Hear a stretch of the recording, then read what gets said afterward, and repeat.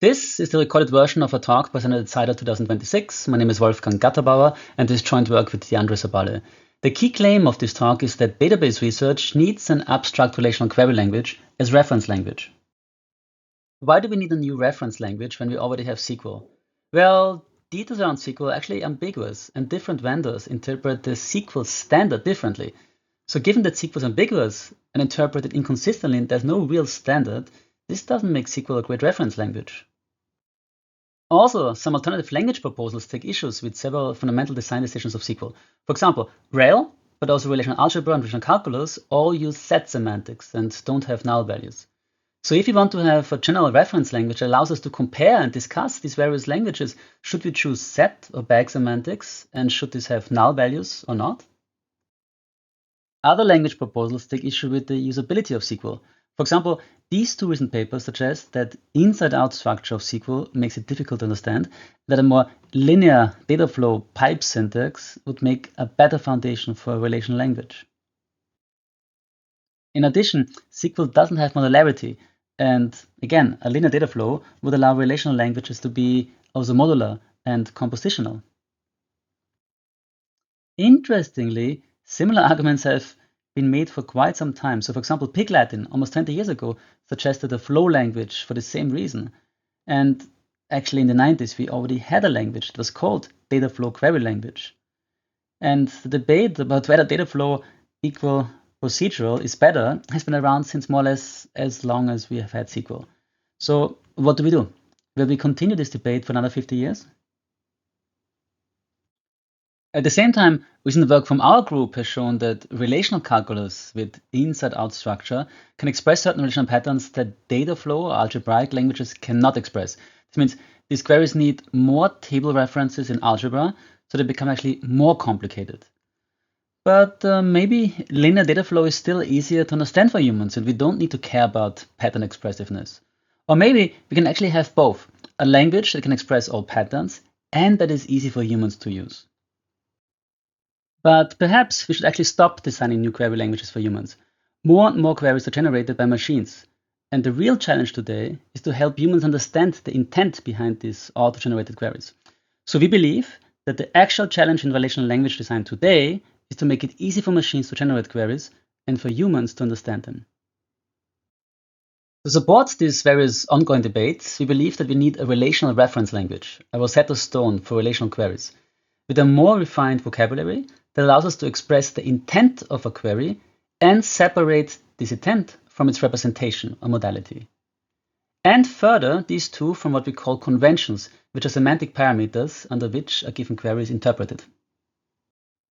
To ground the separation, let's look at another recent paper, the Composable Data Management System Manifesto, that proposes to separate individual components, like language and execution, of what is usually a vertically integrated database management system.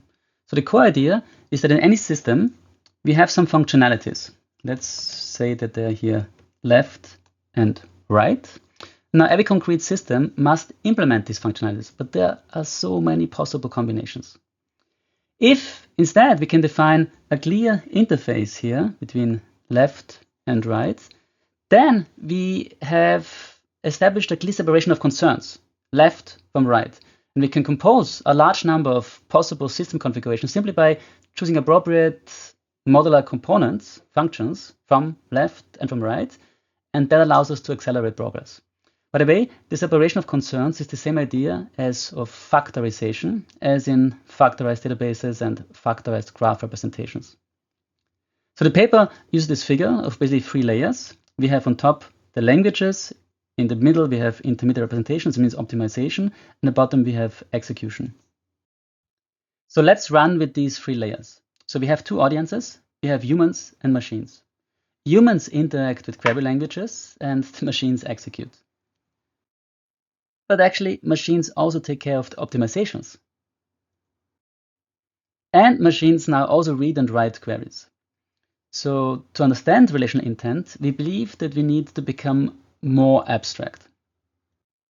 An abstract relational query language focuses on the relational intent behind the query and separates that intent from representation. So this means that just like other query languages, it may well have a text representation that allows us to reason about the language, But it also comes with two other representations, what we call modalities, that are specifically tailored to the two audiences: an abstract language tree for machines and relational diagrams for users, because users can understand relational diagrams faster and more accurately than textual query representations. And then we also have conventions, which are orthogonal environmental level semantic parameters under which the relational intent is interpreted. So for example, do we interpret a query under set or bag semantics, and do we have null values or not? Our paper has a concrete suggestion of an abstract relational query language that we call abstract relational calculus, or ARC. It's basically a carefully defined tuple relational calculus, then generalized to groupings, aggregates, recursion, various features that we find in modern languages.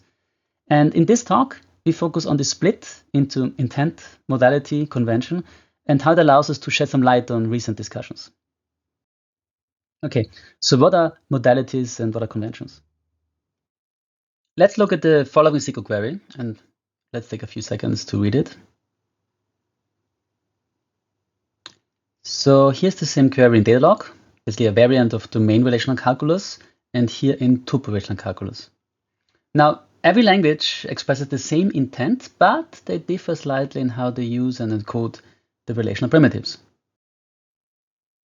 So for example, if tuple relational calculus is well designed, then it has an explicit assignment predicate that tells us where the output comes from. In Datalog, this decision is not explicit. It is left for interpretation, and it doesn't formally matter because both interpretations, coming from left or right, are equivalent. But the tuple perspective is more explicit. We see that best if we make a slight modification. So here we changed an equality predicate into an inequality predicate. Datalog is more concise in general, that's why people love it, but it's also more viscous. That means slight changes may trigger bigger overall changes in the query, whereas in tuple relational calculus, edits remain local. And such a property of making decisions explicit is super important for a universal reference language, because as a reference language, it shouldn't try to make expressions concise, but in the opposite. A reference language should make all of the relational primitives explicit. It should expose them so we can compare standard query languages by the ways they implement those. So those were languages. Modalities are now alternative representations tailored to different audiences. An abstract language tree for machines that focuses here on the primitives of relational languages. We are not interested in a particular syntax, thus we call it abstract language tree instead of abstract syntax tree, and a relational diagram. The relational diagram here shows us an output table. It shows us two input, left and right. We see a join between them, and we see that the output comes from the left table. Now, importantly, modalities are not different languages, but they are different representations of the same language. And we see this because they maintain a one-to-one correspondence between the individual relational concepts, or the relational primitives. So let's see this with a walkthrough.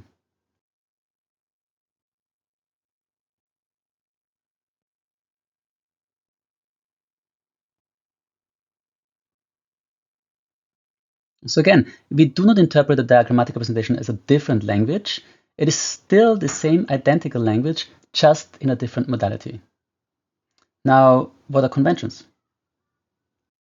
To understand conventions, let's look at another query that we show here in two different languages, SQL and a Datalog variant called Soufflé that has aggregates. What the query does is, for each element in the left table, here A, it finds the occurrences on the right, here 1 and 2, and then sums them up to get 3, and returns those. Next, we have B. 3 plus 4 is equal to 7, thus B7. And for C, well, there is no C on the right, so it returns nothing. But for Datalog, nothing for summation is 0, because 0 is the neutral element of summation. But for SQL, that is null. So there we have basically the same relational query, just in two different languages, and they don't agree what to do with the summation of an empty table. And we could now start arguing about what is the right semantics or the right convention for that case, but that's not our goal. We want to provide a reference language, and the reference language should be able to model different behaviors across different languages.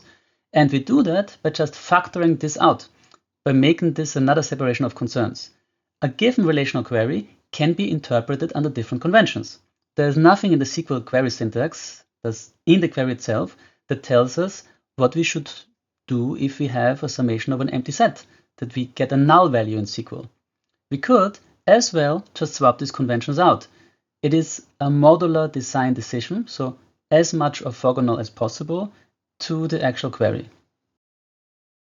So a query has a certain relational intent, which refers to the relational entities and the way they are composed together in a relational structure, and a modality, which relates to the way the query is represented, and a convention, or a set of conventions, which are basically the specifications that are not query specific, they're not visible in the relational structure of the query, but how to interpret certain situations like a sum over an empty set.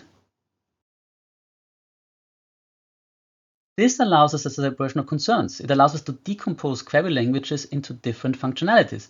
We could take a SQL query string and interpret it under a souffle convention with set semantics and no null values. Actually, also the set and null values don't need to come in a package. We could just pick and choose a SQL query string under bag semantics and a 0 as a sum over an empty set. The relational intent of a query consists of the relational entities and the logical structure by which they are combined. So here, for example, for each element in the left table, we find the corresponding element in the right table in C, sum up the D values, and then return the pair of these values. So this relational intent can be represented in different modalities appropriate for a particular target audience, diagrams for humans, abstract language trees for machines. So these are our concepts: intent of a query, its representation or modality, and the conventions under which it is interpreted. The intent and the convention together determine the semantics. So let's use our concepts and more fine-grained vocabulary and revisit the two claims that we have brought up repeatedly over the years in the literature on relational language design, namely that linear data flow is easier to read than inside out, and that data flow makes queries compositional, whereas inside out is not compositional. So our first topic, are linear data flows or pipelines really easier to understand? Recall that this argument has been made repeatedly over 50 years. For example, by PRQL, also called prequel, which is a play on words on SQL. So the two recent papers that I mentioned earlier are actually quite special in that list. I actually really like both. You should read them. The SYNQL paper is actually not strictly a pipeline. They allow parameterized functions, which is basically a syntax to express correlations, and that is not really a pipeline. And Google's pipe syntax paper is special because it doesn't want to replace SQL, but to add alternative syntax to it, and it seems to have a large uptake inside of Google. Now let's look at a simplified variant of the TPC H13 query, which is creating a histogram, thus a customer distribution with two nested aggregate queries. You do not need to understand the queries to follow the argument, just follow the flow. So here is SQL, and here is Google's pipe syntax. The argument is that the latter is easier to understand because it is linear instead of inside out. So what does this mean? This means that to read the SQL query, we need to progress inside out. First the most inner query, and then another query. For the pipe syntax, we progress top down. So the argument is linear is easier to understand than inside out. Let's repeat the same exercise, but in a different modality and with diagrams. Inside out is more difficult to understand than a linear progression.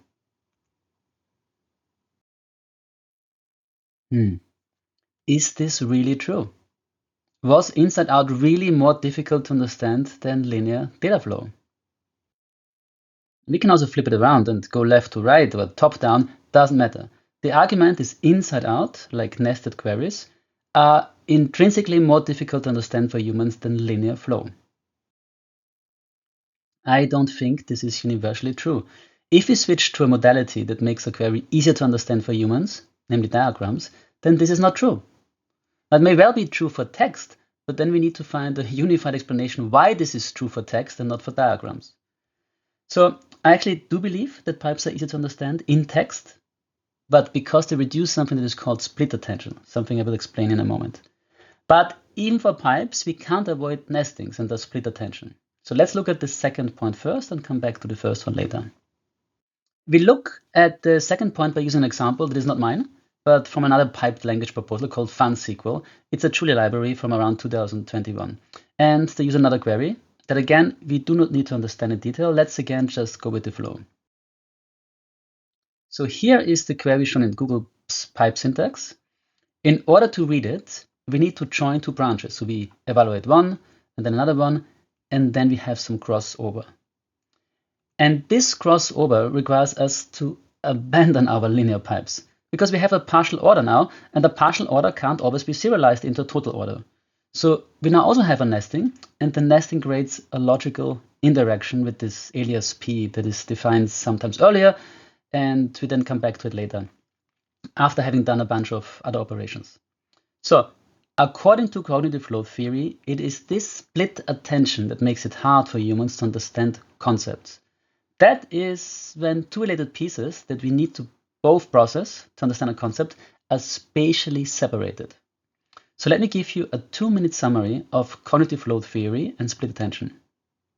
Cognitive load theory separates cognitive load into an intrinsic load that depends on the inherent complexity of a problem and extraneous load that depends on the way in which information is presented. So intrinsic load depends on the problem. If you have a complicated concept to understand, so here we have a graph with 9 nodes and 14 relations, then this is just intrinsically more difficult than something that is less complex. Like here, a graph with 3 nodes and 2 relations. Extraneous load has to do with how we present this information. So here we have Alice, Bob, and Charlie, and we see Alice is orange, Bob and Charlie are blue, and Bob is connected to both Alice and Charlie. That's pretty easy to understand. If we now spatially separate information, say by using aliases, then we get what is called split attention. We don't immediately see that Alice is orange and that Bob is blue. We need to put spatially separate pieces of information together. So we need more effort to find out, say, that Alice and Bob are connected. On the right side, we have spatial contiguity and related pieces of information are close to each other. We can see immediately that Alice and Bob are connected. There is no split attention. That's, by the way, also the reason why we should avoid legends if we can put the labels on lines in a graph. Okay, so with that background, let's move back to queries. Here we have the earlier query serialized in SQL with inside out. It has 2 split points and therefore higher extraneous complexity than in a pipe syntax. So indeed, here pipes reduce the cognitive load by reducing the number of split points. But we still have a split point and it can't be avoided in text. Linear text. If we now move to a diagrammatic modality, then we have removed all split points. Relevant information is spatially contiguous because we have more degrees of freedom in 2 dimensions than in 1 dimension. But importantly, this diagram is inside out. So by going from linear pipe syntax to inside out, we actually further reduce the split points, but only because we changed the modality. Thus, if easy to understand is correlated with minimizing split points, then easy to understand for humans depends first on modality and piped versus inside out second.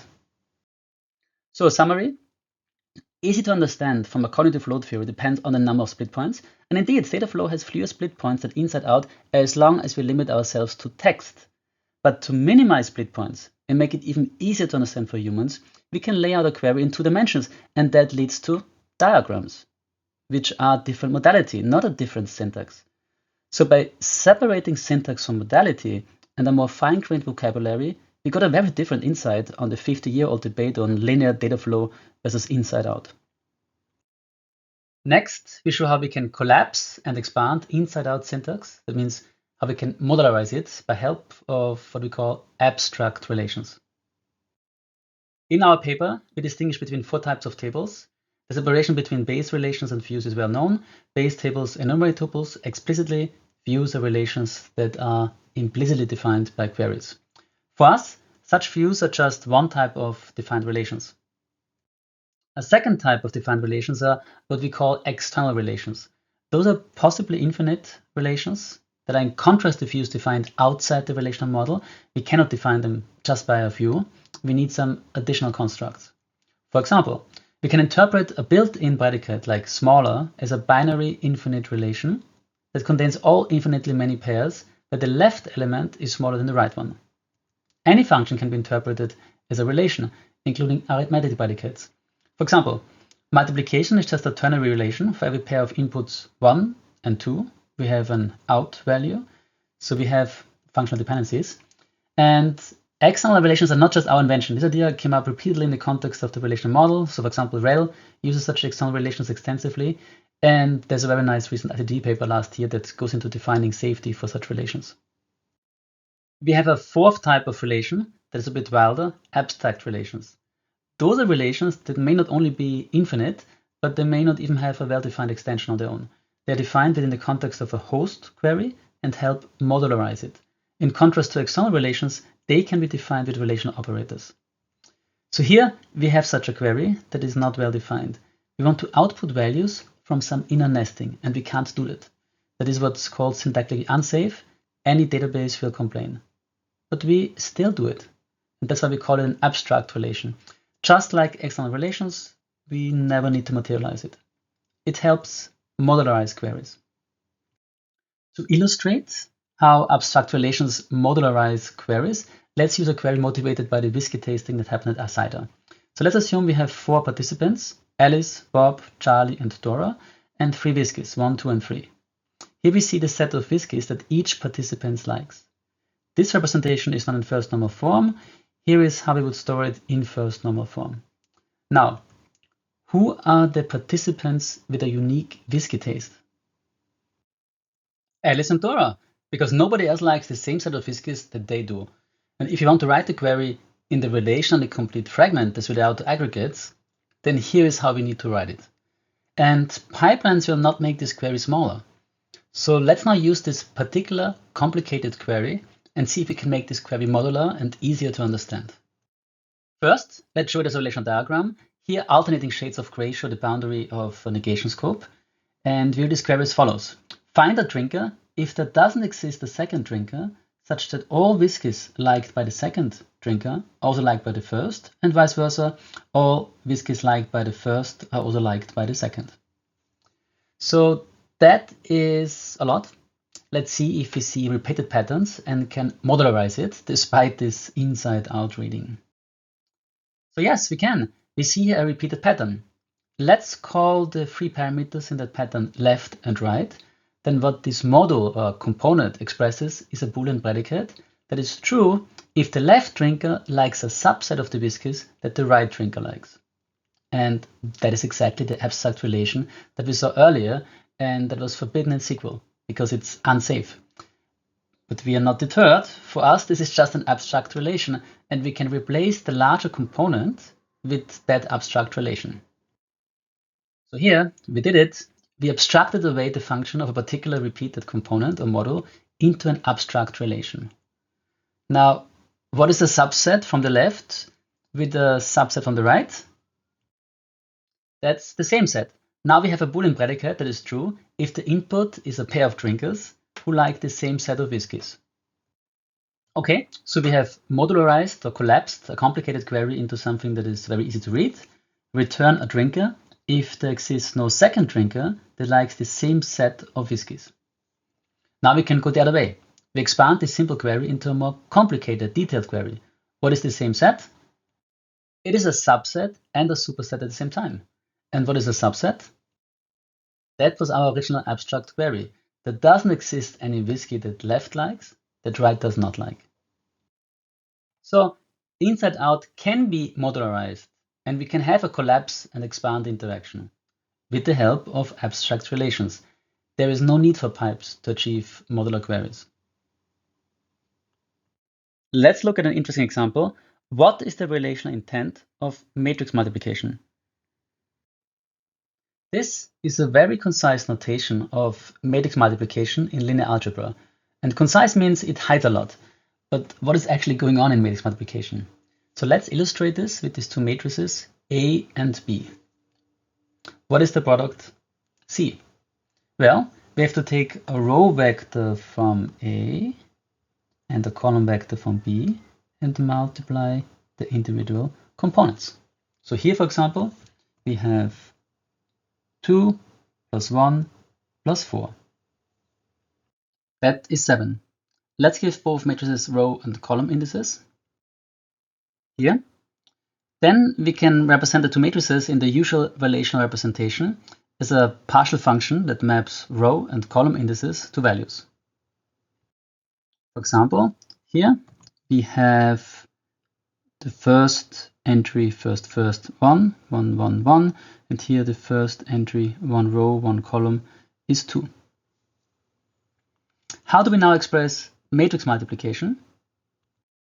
Here is the SQL query, which together with the database you can find on this web page. So what this query does is to join tables A on A column with B on B row. So for example, it takes this value here, 1, 1, 1, 1, 1, joins them on the same column and row. It finds their values. It multiplies the values. 1 times 2 is 2. It groups the rows by A row and B column. So for example, these three values all come together. And then it sums up the values. 2 plus 1 plus 4 is 7. And that's the 7 that we had before. We can express this query as a join between three relations. So now we have here three relations, A, B, and M. And the third relation is our external relation of multiplication. It contains all pairs of numbers, and there's also the combination of joint values from the table A and B. Now, the SQL query join is actually a triangle join. Here's this query expressed in abstract relational calculus in our comprehension syntax, which is not easy to understand. But remember, easy to understand is not a matter of syntax, but rather of modality. And for us humans, queries are better presented as diagrams. And here's the diagram. We now see the triangle join, very quickly. So that's what this query does. It takes three tables, A, B, and M for multiplication, joins them in a triangle, groups them by A row, B column, and then returns the grouped values together with the summed values. So this is the relational intent of matrix multiplication.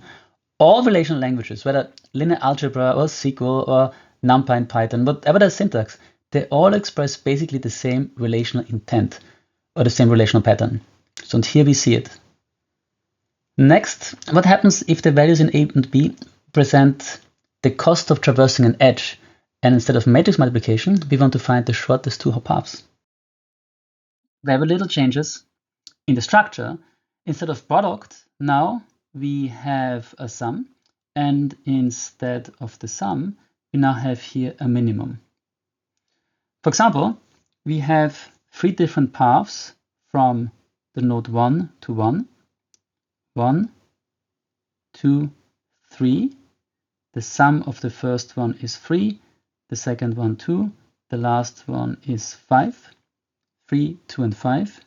The minimum is 2. So these two examples, matrix multiply and two-hop shortest path, are just two instances of a more general algebraic aggregation over a semi-ring. So here is the underlying algebraic pattern. One relation expresses how we combine the two values, in our example with multiply or summation. In general, it's some monoid. And then we have some aggregation function that reduces these three values to one value. And this is the relational pattern. We just have an external relation, represented the semi-ring multiplication, and an aggregation function that represents the semi-ring addition. Takeaways from today. Abstract relational calculus can serve as relational reference language. It separates the relational intent from representation. It has different representations called modalities for the different audiences. And it treats conventions as orthogonal semantic specifications under which the relational intent is interpreted. Here's a possible feature interaction with queries. It's very similar to the way we write our papers in LaTeX today. In the right panel, we see the rendered query. We can explore it and can map the individual relational elements to the textual description. For abstract relational calculus, this is one-to-one. For other languages, like here SQL, this is approximate. To conclude, abstract relational calculus is a strict generalization of tuple relational calculus. It is intended as a relational reference language that separates intent from modality and convention. There are a number of related papers and slides and tutorials that you find on our project webpage. Next step for us is to make this a bit more formal and general, and to have translations from various languages to this reference language. Please let us know what you think. We love to hear from you. Thank you.